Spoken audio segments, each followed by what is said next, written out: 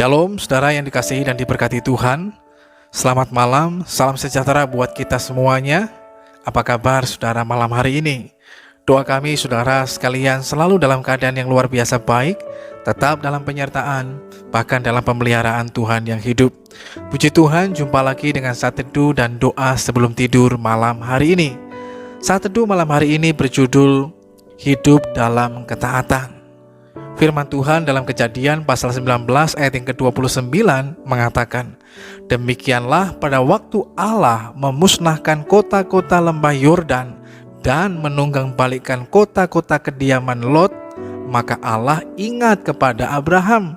Lalu dikeluarkannyalah Lot dari tengah-tengah tempat-tempat yang ditunggang balikkan itu." Saudaraku yang dikasihi dan diberkati Tuhan, suatu kali ada seorang ayah yang mengajak anaknya untuk pergi ke hutan dan mencari kayu bakar. Sementara sang ayah sibuk mencari kayu bakar, maka sang ayah mengatakan kepada anaknya supaya anaknya berteduh di sebuah pohon yang sangat rindang dan anaknya bisa bermain di sana. Sementara sang ayah terus bekerja mencari kayu bakar tidak jauh dari keberadaan anaknya. Beberapa waktu kemudian, ketika ayahnya sementara mengikat kayu bakarnya, ketika dia menoleh dan melihat ke arah anaknya, dia melihat satu pemandangan yang sangat tidak biasa. Maka secara spontan ayahnya berteriak kepada anaknya. Dia mengatakan, "Tiarap!" Lalu kemudian anaknya tanpa berpikir panjang, dia langsung mengikuti instruksi ayahnya dan dia segera tiarap. Dan ayahnya mengatakan lagi, "Jongkok!" Dan kemudian anaknya itu pun jongkok. Lalu ayahnya berkata lagi, "Lari sekencang-kencangnya." Maka anaknya pun mengikuti dan taat pada perintah ayahnya dan lari sekencang-kencangnya tanpa menoleh ke belakang. Dan setelah sampai di dekat ayahnya, maka dipeluknya lah ayahnya dan kemudian baru dia melihat ke belakang. Ternyata di tempat anaknya berdiri tadi ada seekor ular yang berada di atasnya. Ular yang sangat besar yang siap untuk membelit anaknya.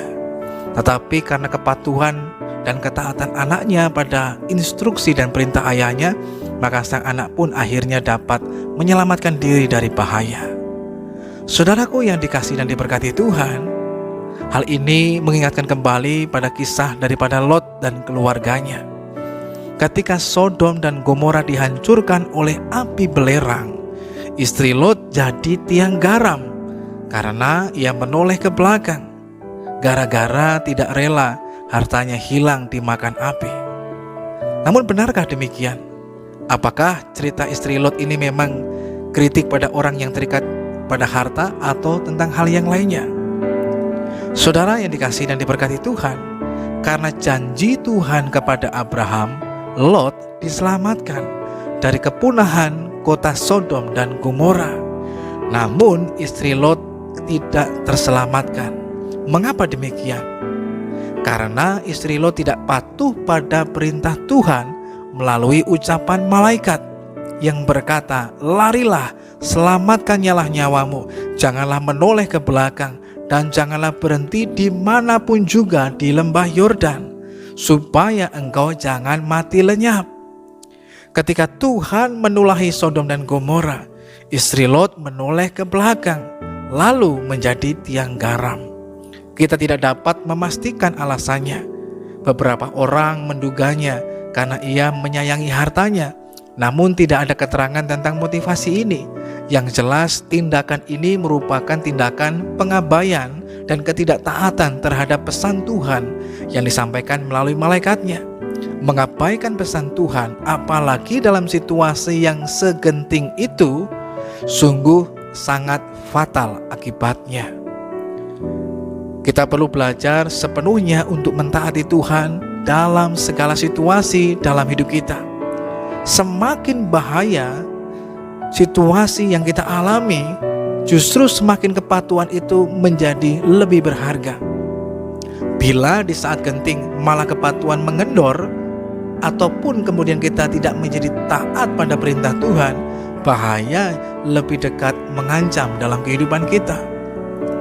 Kendor dan eratnya kepatuhan pada Tuhan dalam kisah ini rupanya bermuara pada kebaikan untuk diri kita sendiri dalam menjalani kehidupan yang syarat dengan bahaya dan pergumulan di dunia ini. Tuhan begitu baik dalam kehidupan kita. Perintahnya bukan membuat kita menjadi terkekang. Perintahnya bukan membuat kita kemudian mengalami hidup yang sulit. Justru lewat perkataan firman Tuhan, ketika kita belajar mentaatinya, itu akan menyelamatkan kita, sehingga kita bisa terhindar dari masalah yang tidak perlu untuk kita alami, sehingga kita bisa terhindar mungkin dari banyak hal yang sebenarnya tidak perlu kita alami dalam kehidupan ini. Bahkan kita bisa mengalami keselamatan, pertolongan, bahkan kita mengalami anugerah Tuhan yang besar di tengah kehidupan kita bila kita belajar mau taat pada perintah Tuhan. Perintah Tuhan tidaklah sulit. Tinggal bagianlah kita yang mau belajar mau atau tidak mau untuk melakukannya. Kalaupun kita merasa kita tidak mampu, jangan khawatir. Asalkan kita belajar mau taat pada perintah Tuhan, sekalipun mungkin terkadang kita belum mengerti sepenuhnya maksud dari perintah Tuhan, tapi taatilah, lakukanlah. Maka dengan kita mentaatinya, kita dapat akan mengerti maksud dan rencana Tuhan. Dan ketika kita taat melakukannya, kita dapat melihat kemuliaan Tuhan yang Tuhan nyatakan dalam hidup setiap kita. Seperti halnya ketika Tuhan menyelamatkan Lot dan keluarganya oleh karena janji Tuhan kepada Abraham. Lot hanya diminta untuk taat pada perintah Tuhan, maka dia bisa selamat. Tetapi karena istrinya tidak taat pada perintah Tuhan, dia mengalami mati menjadi tiang garam. Demikian pula dengan kisah yang kita dengar tadi, bahwa seorang anak selamat dari ular yang besar karena dia belajar taat kepada perintah ayahnya, sekalipun dia belum mengerti. Tetapi yang jelas, perintah Tuhan itu tujuannya untuk kebaikan setiap kita, supaya kita terus dapat mengalami kebaikan Tuhan, mengalami keluputan, mengalami keselamatan, dan mengalami pertolongan Tuhan yang ajaib dalam kehidupan saudara dan saya. Mari kita datang kepada Tuhan. Bapa, kami mengucap syukur malam hari ini buat kasih dan kebaikan-Mu dalam kehidupan kami. Kami bersyukur karena Tuhan selalu baik. Malam hari ini pun kami merendahkan hati dan memohon pengampunan atas segala dosa dan pelanggaran kami. Roh Kudus kiranya memampukan kami untuk kami hidup dalam ketaatan, sekalipun memang kami menyadari kekuatan kami terbatas, kemampuan kami terbatas. Tapi kami percaya ketika kami mau belajar untuk taat melakukan firman-Mu, Tuhanlah yang akan memberikan kemampuan bagi kami melalui Roh Kudus-Mu, sehingga kami dapat hidup dalam kehendak Tuhan. Malam hari ini kami menyerahkan seluruh kehidupan kami dalam tangan Tuhan. Tuhan kiranya tetap menyatakan penyertaan dan perlindungan-Mu dalam kehidupan kami, sehingga kami dapat beristirahat malam hari ini dengan pertolongan, berkat, bahkan anugerah daripada Tuhan. Terima kasih Tuhan yang baik. Di dalam nama Tuhan Yesus Kristus kami berdoa dan mengucap syukur malam hari ini. Haleluya. Amin. Justru dalam badai, kepatuhan dan ketaatan kita menjadi sangat berarti. Di balik ketaatan ada keselamatan. Di balik ketaatan ada keluputan. Di balik ketaatan ada pertolongan yang indah dan tepat pada waktunya. Selamat malam, Tuhan Yesus memberkati kita semuanya, dan sampai berjumpa kembali pada saat teduh dan doa sebelum tidur yang selanjutnya.